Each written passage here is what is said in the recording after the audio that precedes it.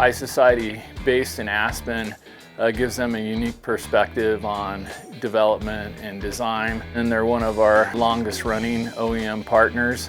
You know, they bring a lot of unique things to the table. All their boards are handcrafted right here in Denver, Colorado.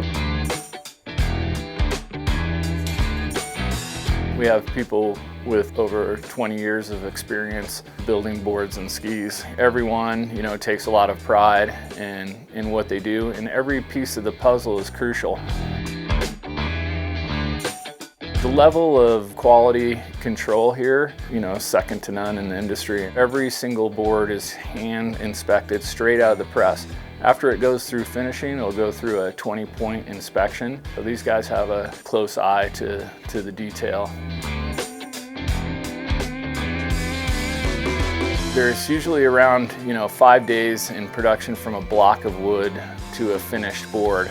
There's over 40 major steps and literally 40 different people will touch that board. They're truly, handcrafted. A lot of care and love goes into every High Society snowboard and ski.